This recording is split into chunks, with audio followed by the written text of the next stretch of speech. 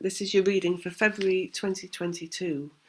So what they're showing me for you is the Page of Swords, and it is a really big sword that the page is holding. So they're talking about, they're saying, they're saying drastic communication. So I don't really enjoy engaging with dramatic kind of information, but I've got to tell you what they're saying. So they're saying drastic, important communication.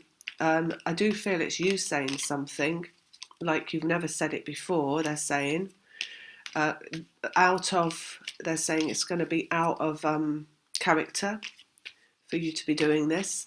This is a really good thing, they're saying, because it's a new part of yourself that you're finding. Pages are also about lessons. So you're finding something new inside yourself that is quite unnatural to you, and that will be, you're displaying that on the outside of yourself. So I feel like it could be to do with boundaries for some of you. It's where it's a drastic communication. It could be cutting someone loose, having that final communication where somebody exits your life, someone who's maybe been draining you. There is a lot of power behind this sword that they're showing me. It's almost like you are using it as a tool for protection. That's why it's so big in the picture they're showing me, with you quite small, because it's protecting you as well. So yeah, vociferous they're saying, and that means really vocal, really kind of almost maybe aggressive in some way. So let's have a look and see what cards come out. It's a really good thing as well. So it's not something that it feels like a one-time event. So it doesn't feel like it's something you're going to have to like stay in that energy of being that, which I think would be quite uncomfortable for you, because it is quite an aggressive energy.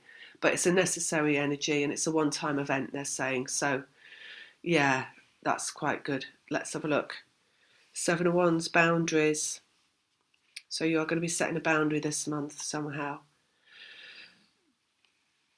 World, freedom, and the end of a journey. So like they say, it's a really good thing. So you're freeing yourself of something. You're actually just, it's like a huge cut off, a huge like, that's that, I'm done. There's no more.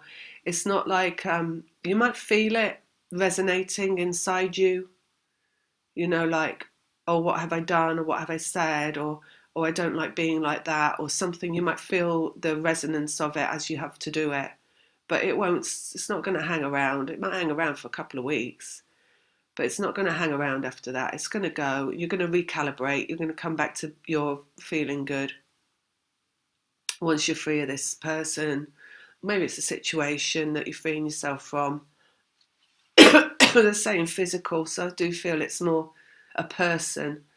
Could be more than one person. Excuse me. Let's have a look. Oh, look. Two of Cups, twin flames. So this is not about you. It's not going to be about that person. This is about your fruition, right? So before you can have your twin flames show up in the physical for what they call the reunification, which is the ultimate coming together, right? You have to have understood and established boundaries. This is not something that it's not like, okay, let me plan to have a boundary. let me think about how I can have a boundary, because you will just do it. It's like integral to you, who you're becoming. So it's you could say, you see, when you shift into the physical reunion with a twin, you shift into the physical. So you move from what is an energetic process into the physical. First of all, that shows up in you and who you are. So you're shifting back into being the physical representation of what the twin flame process has done to you, which is somebody who has a boundary, owns a boundary, and ultimately, like they're saying with you, how you might have to do this, you might feel it resonant inside yourself, like a bit of a soul shock to yourself, like, oh, I've owned my boundaries, and that's not me, that's not how I've ever been. It might feel a bit weird at first, and it might feel a bit unusual, and it might feel like you don't like it, but ultimately it's who you have to become. So It's a good thing, and you will come to terms with it, and you will one day know that you had to do this and you had to become that person with that boundary, and it's essentially a necessary thing, because you have to have that before you can have another person in your life who is going to be the representation of what you've become. So that'd be two of you with boundaries. So it's just the two of you together and nobody else affecting the both of you together. So that's why, right? That's why it's that. Healing.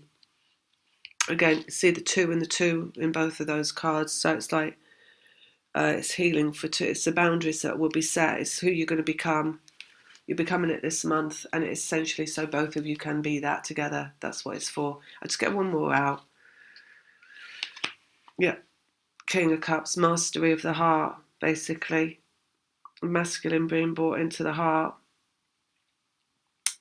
So yeah, you might find yourself roaring. They show me Tyrannosaurus Rex.